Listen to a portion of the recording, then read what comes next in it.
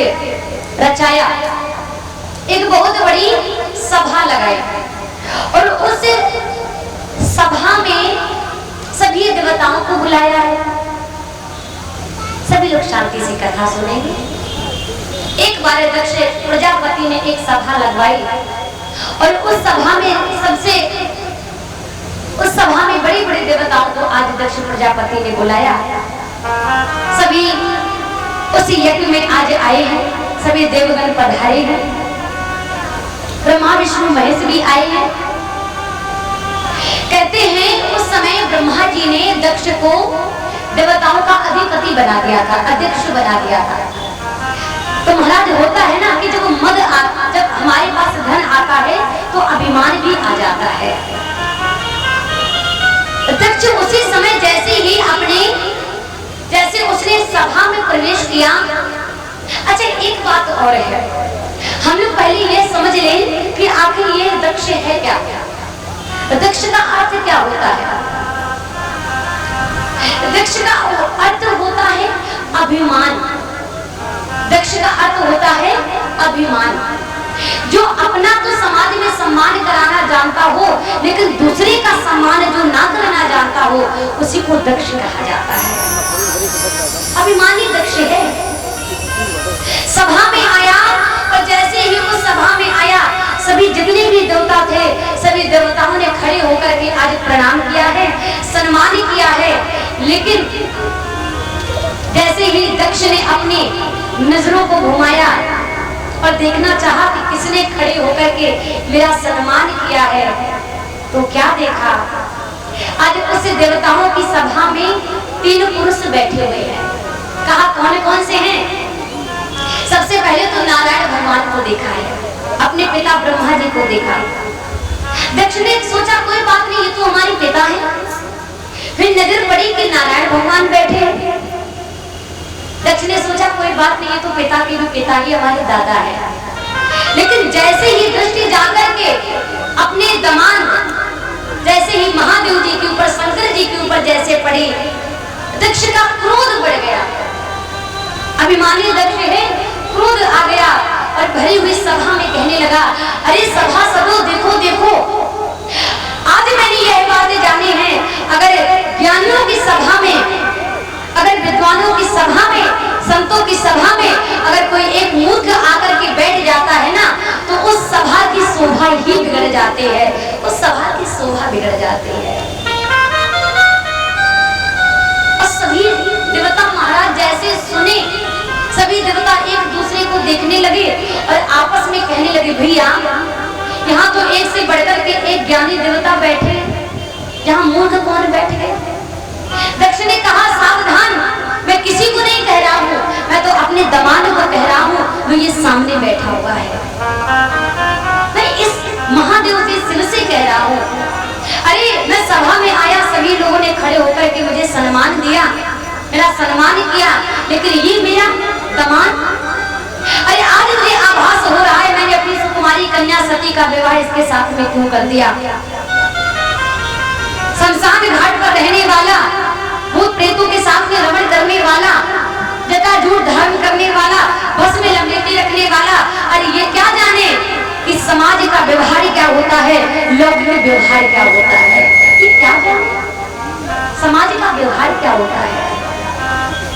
ये तो भूत प्रेतों के साथ में रहता है ना, और मैंने अपने पिताजी के कहने से अपनी सुकुमारी कन्या का विवाह इस भूत के साथ में कर दिया।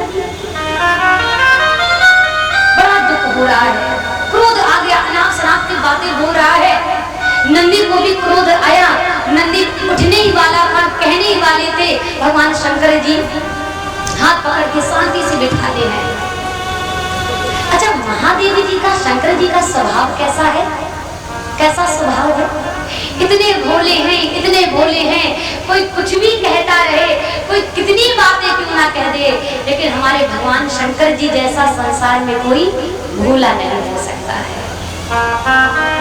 तभी तो भक्त उनको भोला कह के पुकारते हैं। चाहे कोई कितनी गालियां दे, चाहे कोई कितना उनका अपमान करे, तीखे बाणों से, तीखे शब्दों से, लेकिन भगवान शंकर जी को कोई भी उसका प्रभाव नहीं होता है, मगन रहते हैं हमेशा। भरी हुई सभा में कह देता हूँ कि आज के बाद किसी यज्ञ में इस शिव को भाग ना दिया जाए, स्थान ना दिया जाए। आज मैं कह देता हूँ। अब तो नंदी से सुना नहीं गया, नंदी को क्रोध आया, नंदी खड़े हो गए। नंदी ने कहा, सावधान दक्ष, तू अपने अभिमान के बल से अज्ञानता की बस में कितनी बातें हमारे स्वामी हमारे महादेव जी के बारे में बोलता हुआ चला जा रहा है। अरे तू क्या जाने जिनके बारे में तू इतनी अनाप शनाप की बातें कर रहा है। ये देखने में तो बड़े सीधे साधे हैं। अगर अपने भक्तों पर द्रवित हो जाए, प्रसन्न हो जाए, उसे माला माल कर देते हैं। और अगर ढूंढी टेढ़ी हो जाए ना तो एक पल में संसार का संहार कर देते हैं। अरे तुम अनाप शनाप बोलने में लगे हुए हो, तुम क्या जानो इनका तत्व क्या है, तुम क्या जानो। आज नंदी ने कहा, दक्ष, तूने जिस मुख से हमारे स्वामी को गालियां दी हैं, अपशब्द बोले हैं, तेरा यह सर धड़ से अलग हो जाएगा। मैं शाप दे देता हूँ भरी हुई सभा में, शाप दे दिया। जिस मुख से तूने हमारे स्वामी का अपमान किया है, ये सर तेरा धड़ से अलग हो जाएगा और तू अपने तत्व ज्ञान से विमुख हो जाएगा। भगवान शंकर जी के बगल में बैठे हुए थे ब्रह्मू जी महाराज। ब्रह्मू जी महाराज ने कहा, खबरदार नंदी, यहाँ पर ससुर और दमाद का झगड़ा चल रहा था, विवाद चल रहा था, तुमसे किसने कहा था कि बीच में तुम बोल जाओ। अरे यहाँ तो ससुर दमाद का झगड़ा चल रहा था ना, तुम क्यों बोले बीच में। और अगर तुम बोले हो तो आज मैं कह देता हूँ भरी हुई सभा में कि जितने भी शिव भक्त होंगे संसार में, वो सबके सब पाखंडी ही कहलाए जाएंगे, सब पाखंडी होंगे। नंदी ने कहा कि अच्छा, मैं भी शाप देता हूँ कि जितने तुम्हारे जैसे मुख चट्ट वाले पंडित होंगे, वो सब भिक्षा मांग करके जीवन का निर्वाह करेंगे, सब भिक्षा मांगेंगे, सब मुख चट्ट ही पंडित कहलाए जाएंगे।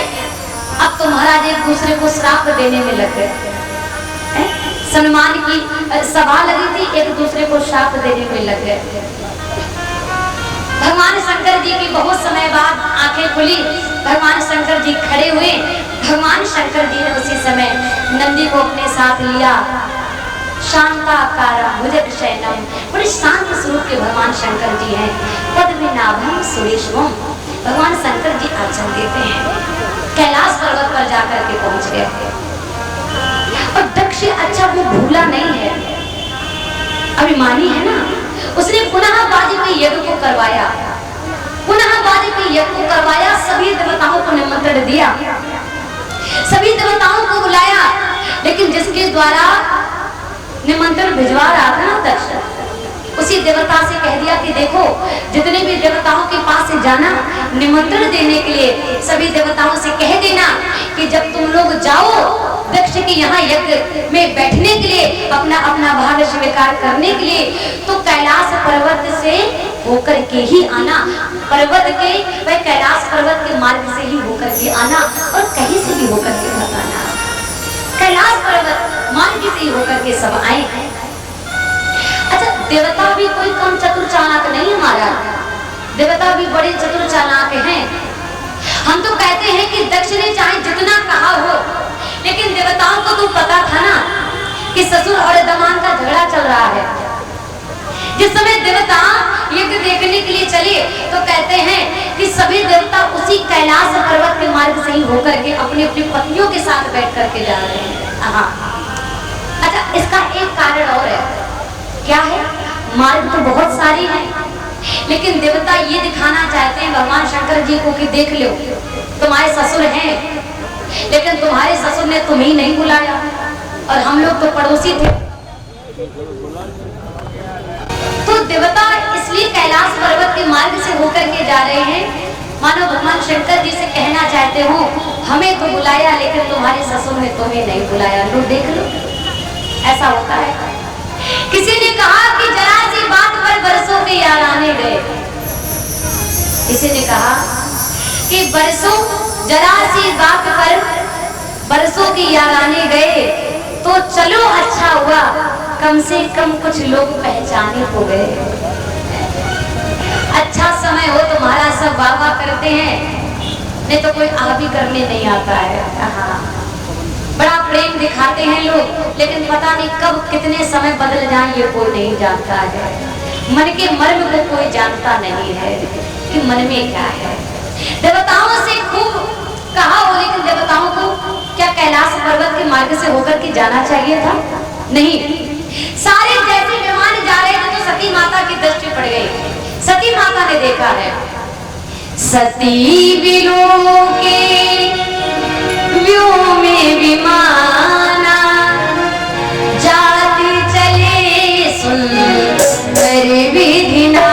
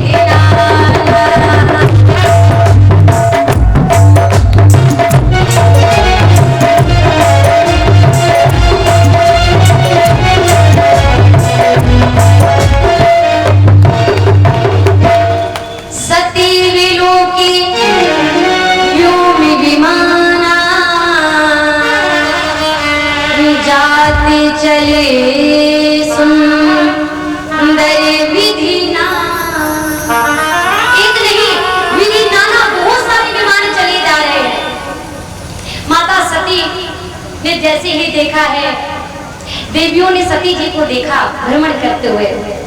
विमान से नीचे उतर के आज सती मैया से मिलने के लिए देवियां आई।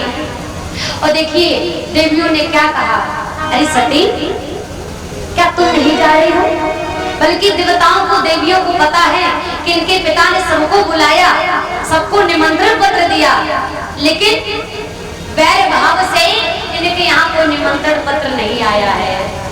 बहुत से लोग तो ऐसे होते हैं कि अगर एक पड़ोसी को पता चले जाए कि सामने वाले और सामने वाले घरों में पड़ोसी पड़ोसन में झगड़ा हो गया, तो तीसरे वाली पड़ोसन खूब आनंद लेती है, बीच में खूब बहती गंगा में गोता लगाती है।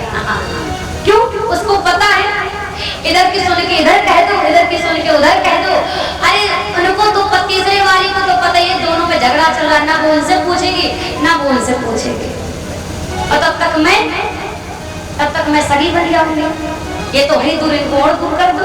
बहुत से लोग तो महाराज बिगाड़ने में रहते हैं, इसलिए ऐसे दूतिन से महाराज बिल्कुल बच करके रहो, चुगलखोरों से बिल्कुल बच के रहो। कोई भी हो, जब तक आप अपनी आंखों से कानों से ना सुनो, बिल्कुल विश्वास मत करो। हाँ बिल्कुल भी। सती माता से कहा कि अरे देवी आप नहीं जा रही हैं क्या? सती मैया ने कहा कहाँ?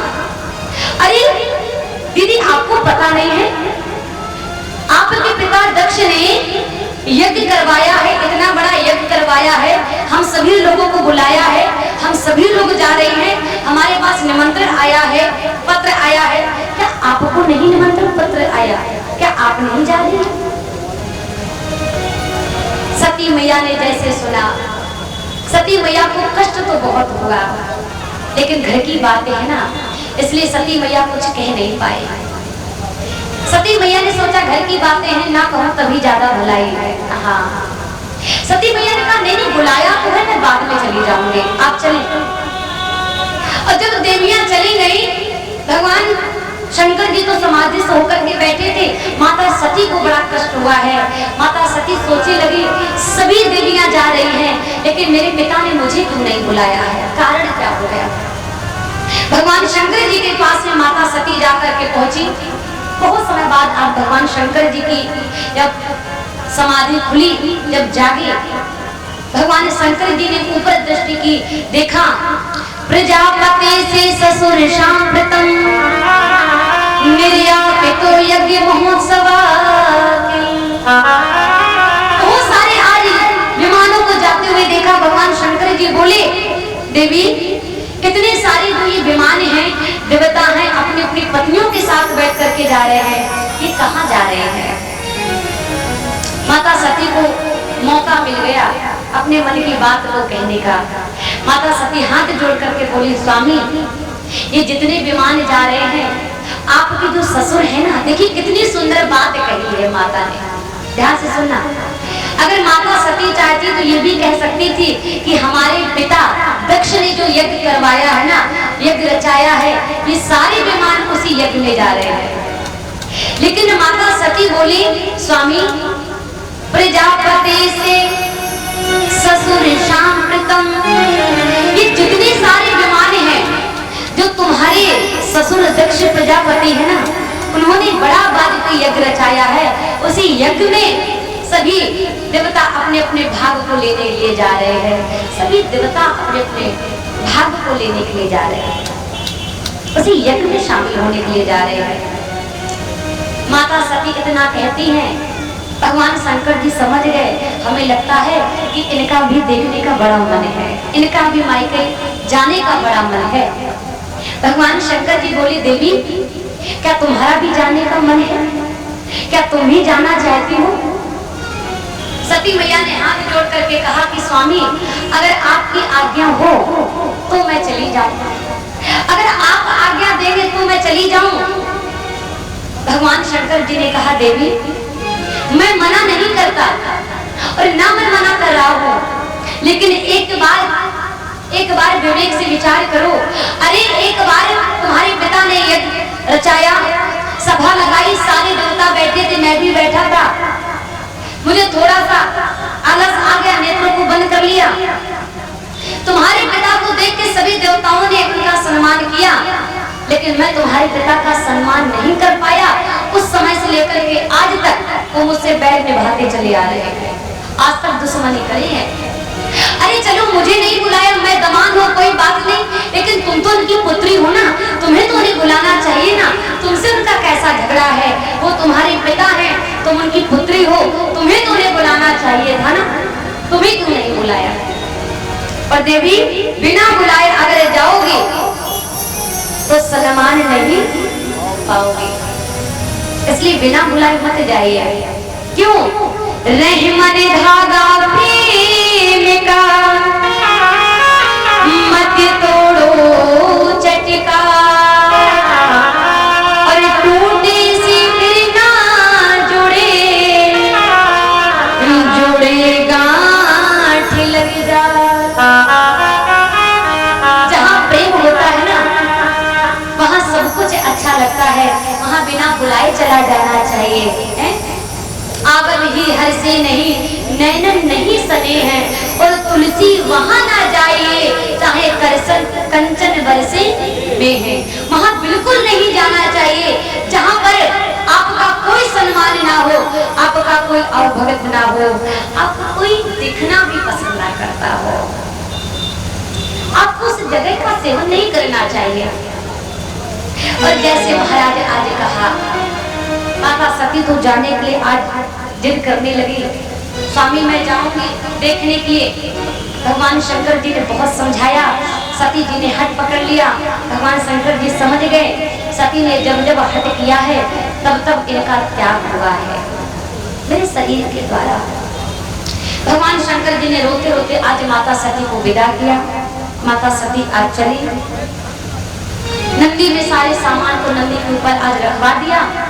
माता सती जिसमें अपने पिता दक्ष के यहाँ यज्ञ को देखने के लिए पधारी, तो कहते हैं कि बोलने की तो बात छोड़ो, अरे दक्ष ने देखा तक नहीं, दक्ष देखता भी नहीं है। दक्ष ना पूछी कछु कुसलाता, दक्ष ने पूछा भी नहीं, देखा भी नहीं, बोला भी नहीं। सती जी आज समझ गई कि बेटी का मायके में तभी तक सम्मान होता है जब तक पिता प्रेम करता है। लोग कहते हैं कि बेटियों का सम्मान घर की माताओं से होता है, ऐसा नहीं है। बेटियों का सम्मान मायके के पिता से होता है। जब तक घर में पिता रहता है ना, तब तक बेटियों का मान सम्मान होता है। लेकिन आज सती जी ने जिस समय देखा कि हमारे पिता ने मुख मोड़ लिया है, देखा तक नहीं, बोले तक नहीं, माता सती को बड़ा कष्ट हुआ कि वही पिता है जिसने मुझे इतना प्रेम दिया, इतना प्रेम किया, इतना बड़ा किया, विवाह किया, इतना लाड दुलार, और आज पिता ने मेरी तरफ देखा भी नहीं। लेकिन माँ तो माँ होती है। माता आई और आकर के आज सती को जाकर के हृदय से लगाया है। सादर भले ही मिली एक माता, भगिनी मिली बहुत मुस्काता।